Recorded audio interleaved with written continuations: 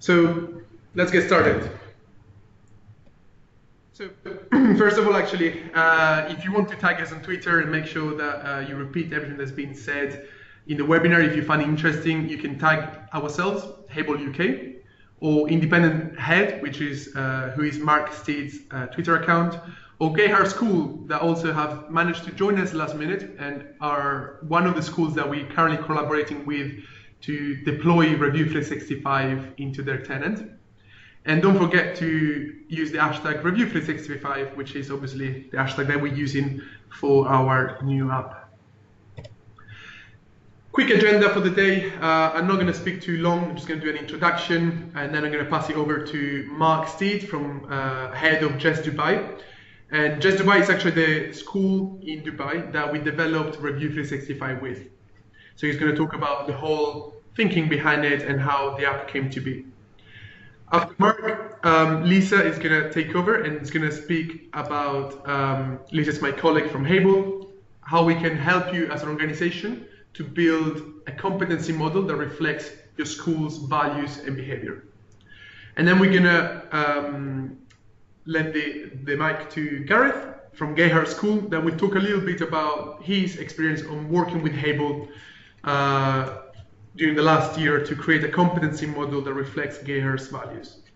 And finally, at the end, we're going to have a Q&A and explain a little bit about how to follow up. So who is in the room today for you to communicate with? We have Mark, that I already introduced, Gareth, that I have introduced already, myself, Lisa, and then Natalie, who is our school manager and will look after the whole follow-up conversation. So something that we want to make everyone aware of, that as part of an offering for this webinar, we're offering a 1-hour free consultation over Skype for Business, so that we can start a conversation around building your competency model together with Lisa and myself, and then we can ask any questions that you have about Review365. So before we go into the details of Review365, let us introduce you of who we are. Some of you might know us already. We might have collaborated with Hable in the past. And what we do at Hable is change how people feel about technology. This is our mission statement, is our purpose. And we help, we were born as a consultancy firm 4 years ago. Our founder, Mark Reynolds, used to run the education team in Microsoft UK. And what we do is helping schools across the world manage successful change in their organizations, delivering impactful learning on Office 365 in the classroom. And obviously we can support your school in moving to the cloud in the first place, if that's where you are at in terms of your digital journey.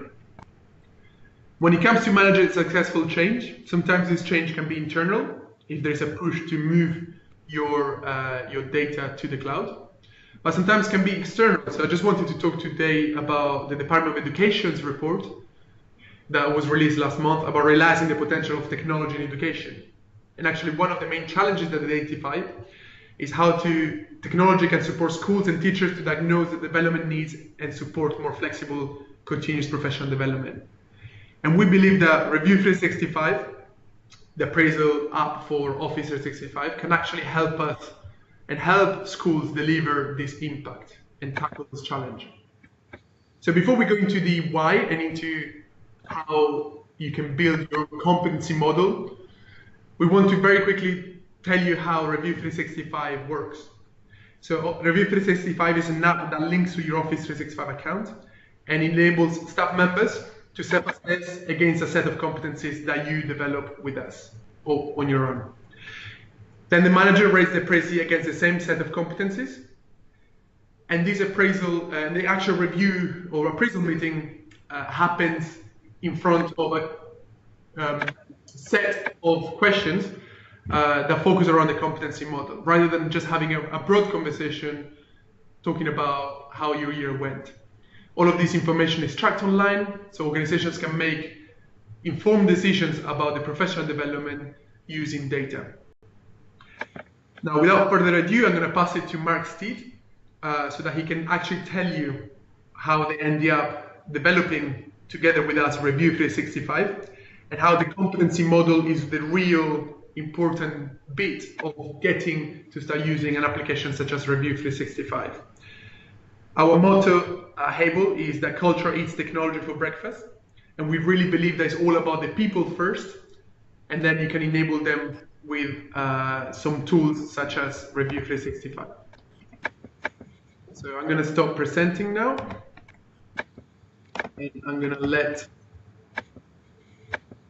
Mark Steed present. So I hope that everybody can see Mark's screen. If you can't, just I put a message in the instant messaging window. And Mark, please take it away.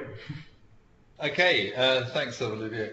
Okay, so this has been a long journey for me. I mean, this is a project that's sort of taken 10 years to get to where we are, and I think it's a very exciting project, and I'm very pleased to have this opportunity to share this journey with you. And I'm really going to sort of split the time I've got into sort of the why, how, what, and I'm obviously going to start with the why. And look at how this journey came about, why it came about, how we've developed it, and what it's doing now. Okay, so the why. I don't know about you, but I mean, as a school leader, I mean, I inherited a system when I took over Berkhamsted School that had appraisal forms pretty much like this, and this sort of appraisal structure fundamentally was, you filled in a form, you set a few targets for the future, and the outcome was it sort of pretty much ended in a filing cabinet, where it might have got pulled out for next year just to check the targets, but actually in practice usually didn't, because appraisal didn't happen very regularly. There was no real performance management. So one of the things that one of the things driving this, one of the whys was, there must be a better way. The second one is that as a school leader, I wanted to identify the training needs of the organisation. I wanted to be able to align appraisal or performance management with the training needs of my organisation, so that I could actually pull together and have a much better idea of what training people really needed, either on an individual basis or as for us as a whole as an organisation. The third reason was really about tracking poor and tackling poor performance, and we've all got the bends of this world in our schools, and particularly in the UK, where employment legislation is quite tough. I mean, you ended up, the bends of this world, they're pretty bad in the classroom in terms of classroom control, pedagogy, ready-doing marking, etc. But they always got good grades, and they did that because the children worked harder to compensate, and parents paid for private tutors, and the kids had to sort of fill in the gaps. So when you actually look at outcomes, Ben's performance was actually no different to that of it was no different to that of any other teachers in the department, although we knew on a day-to-day basis his performance wasn't very good. And then the final one was really, using having appraisal as a way of driving school improvement, and this is the journey we've been on in my time at JESS here, and it's been quite an exciting journey, and this is one of the tools that's driven that journey. And I suppose the philosophy behind it is sort of comes from the British cycling team, so Dave Brailsford, and this idea of the aggregation of marginal gains, that if every teacher can do 3 things better, the cumulative effect on the pupils would be enormous. So doing three things better every year was really what we were looking to do, and when we sort of put this process together. And so what the appraisal structure does is it really looks for 3 areas that you're going to target in terms of teaching and learning, an IT target, and also identify an area of sharing expertise and best practice within the organisation. So that's really, in a sense, the essence and the key backbone of it. It's about sort of driving school improvement.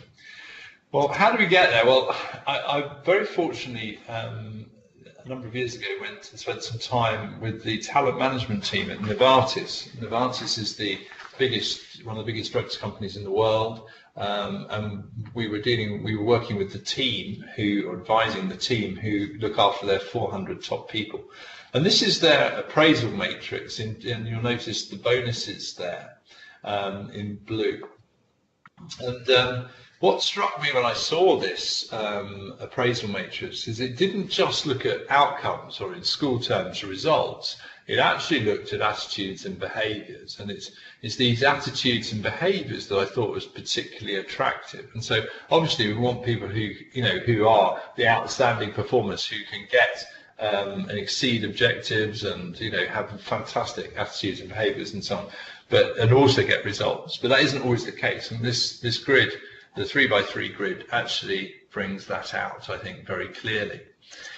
And then the way they work is that there's a proportion of the organisation are in need of performance. They work on the basis that quite a lot of strong performers, and then obviously there's people who are superior and outstanding performers.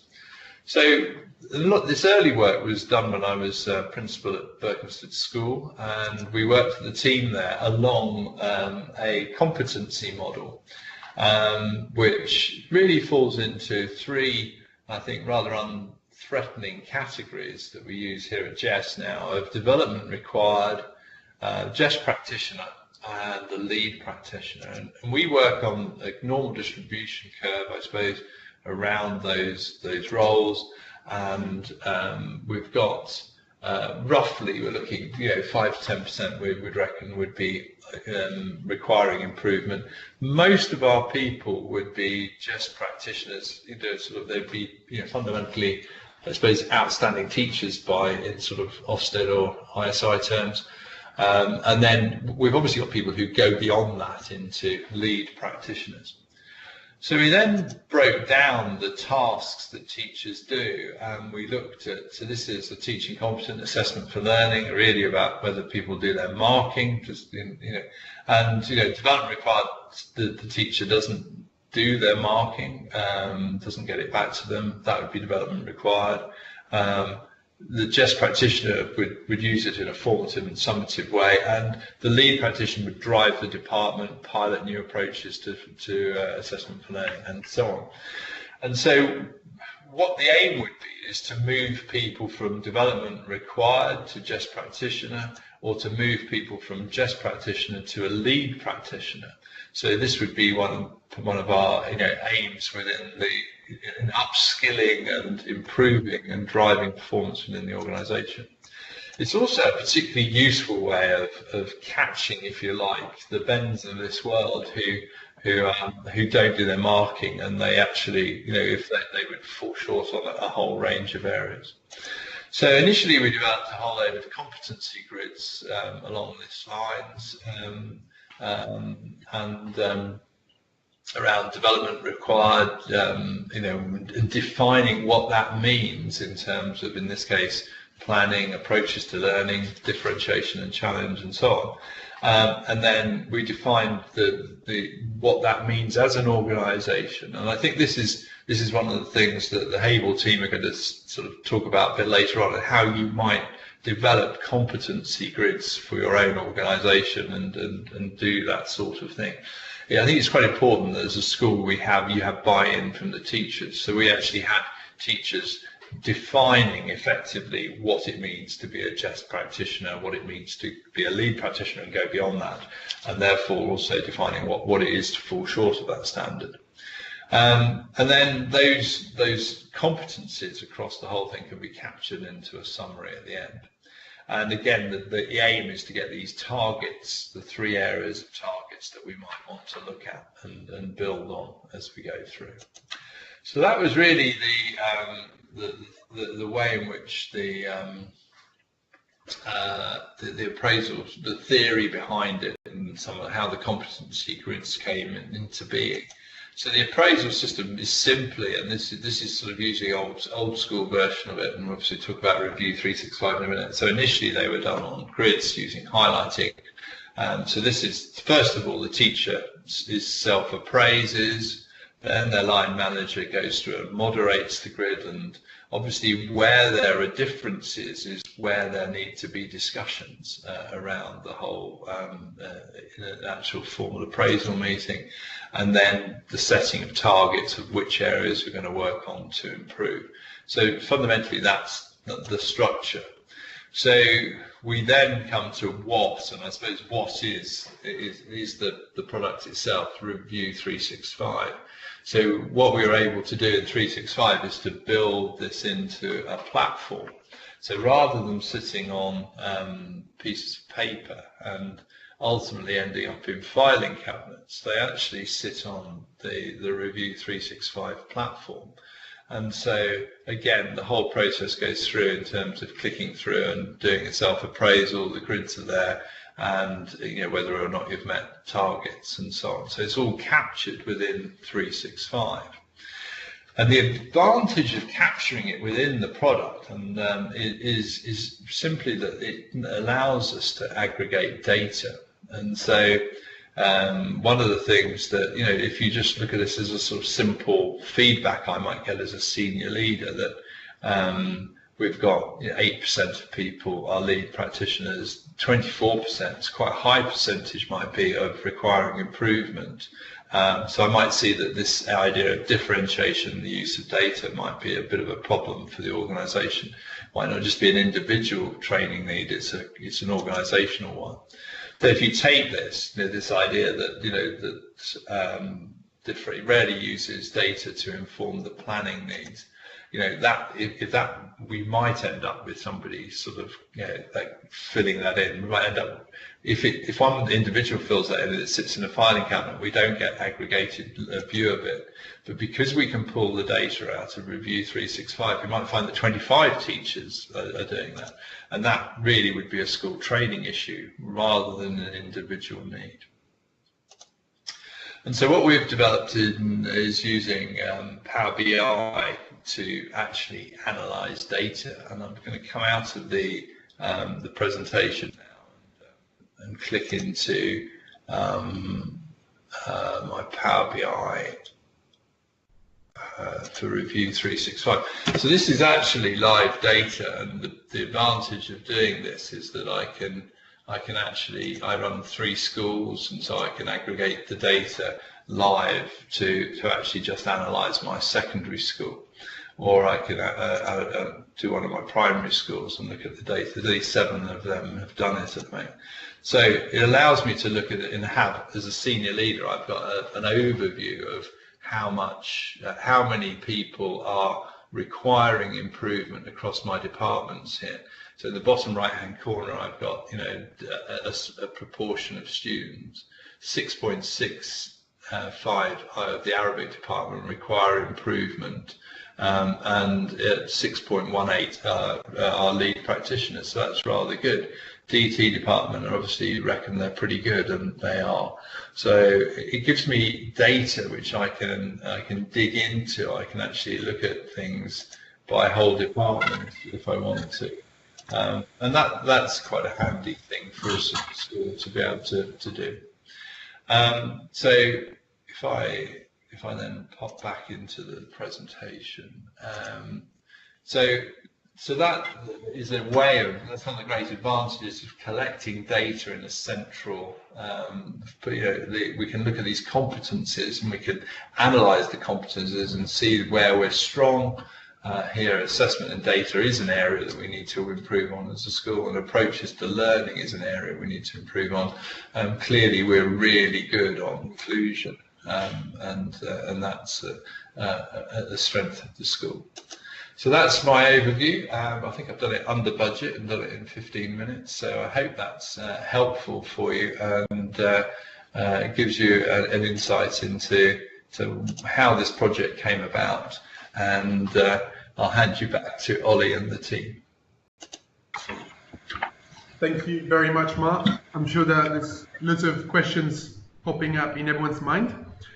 But before we go into the Q&A, I'm just going to share my desktop again and pass the word to Lisa, who is here in the room with me, to talk a little bit about how we can work with schools to build a competency model that really reflects the values and the objectives of that specific organization. So Lisa? Thank you very much, Ollie. Hello, everybody. Hi. So I just want to go through a bit of an idea of a model that can be used as a starting point when adopting a competency model. Obviously, key for this is, and Mark's already mentioned that you know, every school, every organisation is different, and you know, you want to build on the characteristics of your particular school. So this model is an example. It's quite a wide and open idea, but with the key elements that can be used to develop this. Okay. First of all, the value of the competency model is that it needs to really clearly define what is expected of people, and also it emphasises the importance of participation. And Mark's already spoken a little bit about that. So if we start from the top there, ownership. The definition of the attitudes and the behaviours that are necessary for the achievement of any organisation's aims, needs to be initiated and driven by the leadership team. So the element here comes really from, obviously involving other stakeholders and other people in the school, but really the real push comes from the leadership team driving this forward. Moving on to the shared beliefs. Again, these are obviously specific to your school, and you'll want to pull from various sources for this, whether it's the values of the school, whether it's the mission statement, the purpose, other initiatives, the school's strategic plans, any of those things that are specific to you and your staff. And we really need to try and break these attitudes and behaviours down, and make sure that they are translated into competencies. And that's where obviously the key role of teachers is vital. Next part of the model, using all of this to kind of determine the direction. Where is it that we're heading? Where the process of getting to there. And with that, describing each competency so clearly that it kind of almost becomes sort of second nature. We all know what does excellent look like.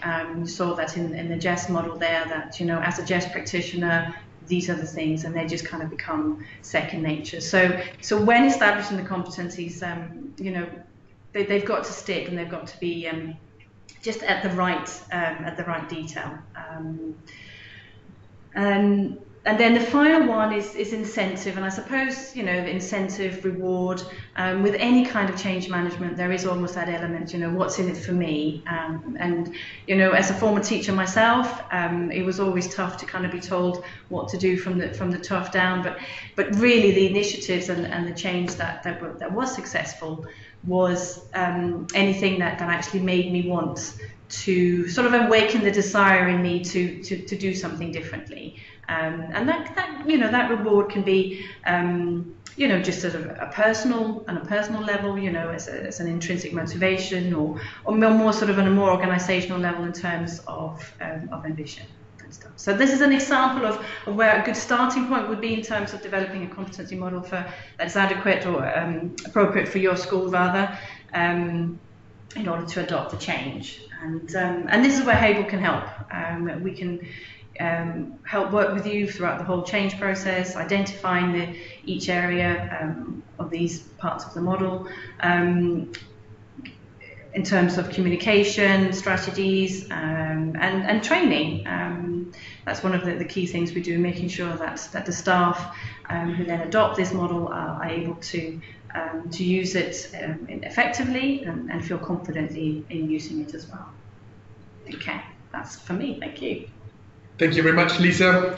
It's worth mentioning, actually, forgot earlier, that Lisa has been working with Hable for about 1.5 years now, and she's an ex-teacher and ex-deputy head herself, working in a school here in the UK before joining us.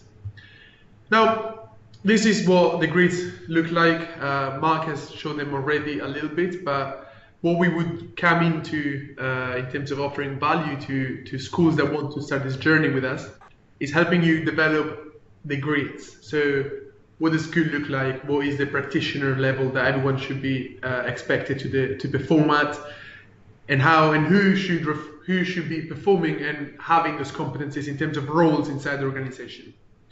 So you take this model, it's very flexible, you can tailor it to your own school's needs, and then you would upload it to Review365 to start implementing this change inside the organization. Now, enough about ourselves. Now it's time to a little testimonial about Gayhurst, which is our first school in the UK in terms of adopting Review365.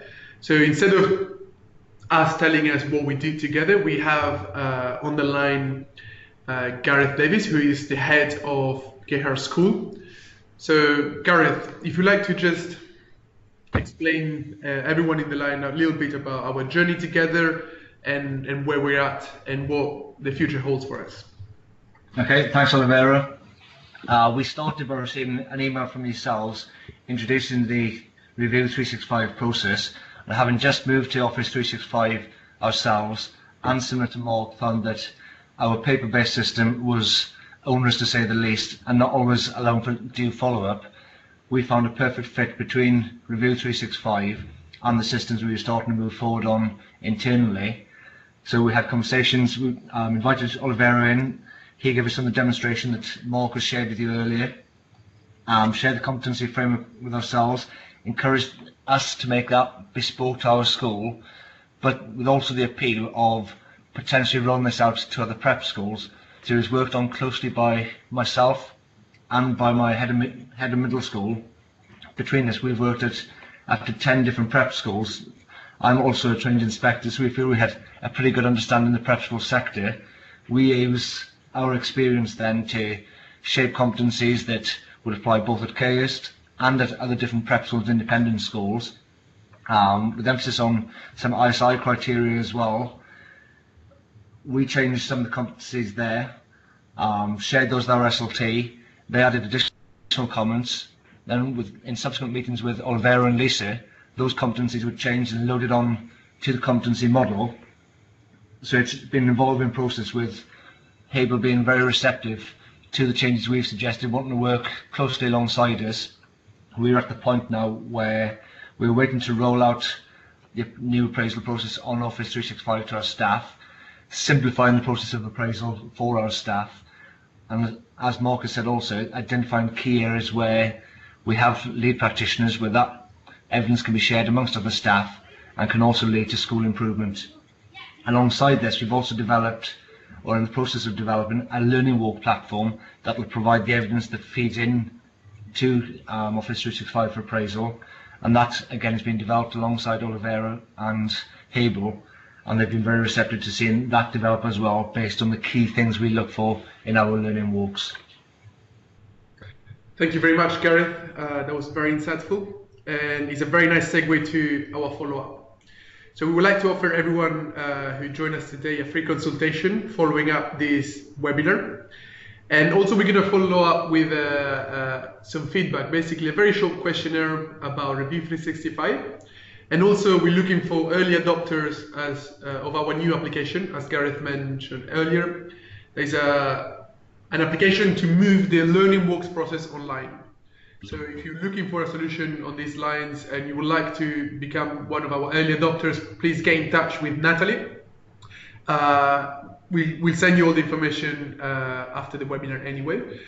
And being an early adopter basically means joining us in this journey of building a new product, giving us lots of feedback and keeping the communication channel open so that we can gather lots of feedback from different schools, from different environments, to really understand how learning walks take place across the world. Then we take all that feedback and on the back of that build a roadmap for the product in terms of what features we're gonna deliver when. So it's a great opportunity to be part of a journey and building a product together with us that reflects the schools and the needs of your school. And now we can open it up to the Q&A. So for moderating the Q&A, I'm going to pass it over to my colleague Natalie, who is also on the line. And if there's any questions from the instant messaging windows, please fire those away now. If not, we have a question ourselves to start the conversation, to get the conversation going.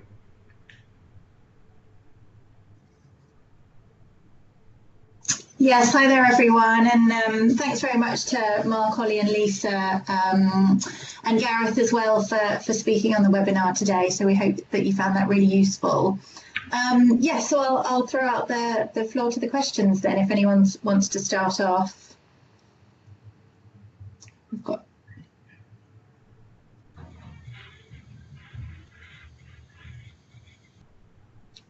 If not, just to get it started about the journey, I just had if there's nothing coming through the instant messaging. I had a question for Mark Steed in terms of finding that balance between developing a competency model for teachers and developing a competency model for the rest of the staff that don't necessarily have teaching the day-to-day jobs, and basically that relationship with the bursar who usually in the school is responsible for delivering those competencies.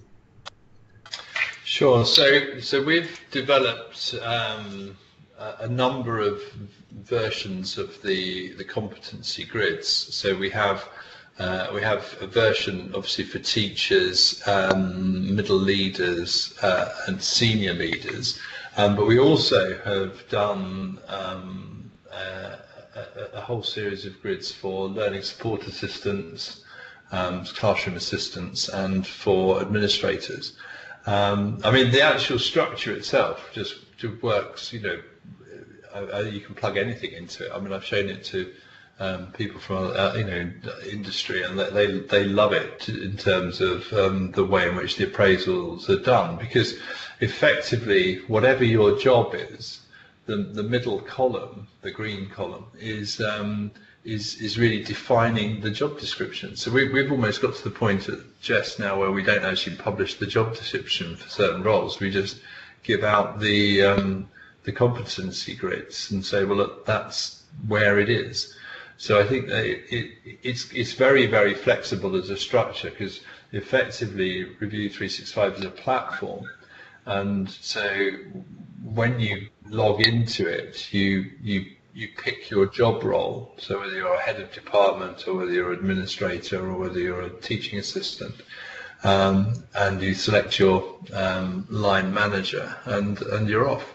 And the grid that you get is tailored to your job role. And obviously there are managerial aspects into the managerial roles, and obviously very different aspects. There are some common features across the lot, all of the organisation, but fundamentally it's very, very flexible. Thanks, Mark. We've got a question here for Gareth, if you're still there, Gareth, from James Russell. How long has it taken to develop the appraisal system at Gayhurst? We've been working on this since Christmas, and the sort of timescale there has much been our delay rather than Hable's delay.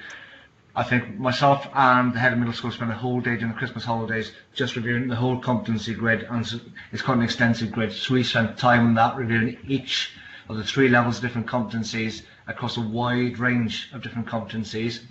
We shared that with Hable, and then subject to different calendar meetings, running past SLT, giving them a chance to absorb and reflect. And that's what's taking the time to sort of evolve it and move it forwards. The process can be a lot shorter than that. Once you have your competencies agreed, the changes are made instantaneously by Olivera. So it can be open-ended, it can take as long or as short a period as you want to spend on developing it. Brilliant, thanks Gareth. So I think for now that's the only question that we've got in the window. Obviously, if there are any more questions, then feel free to drop me an email. My contact details were on the previous slide. My name's Natalie.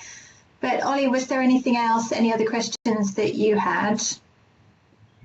No, from my side, it's all good. If you have any questions about the technology itself, the technical details of it, we can arrange that into the follow-up, and we'll send our details out after the recording has been saved on my computer, so everybody would be able to listen to the recording again, reflect a bit more about what we discussed, and hopefully you all make the most out of the free consultation that we making available to everybody here on the webinar.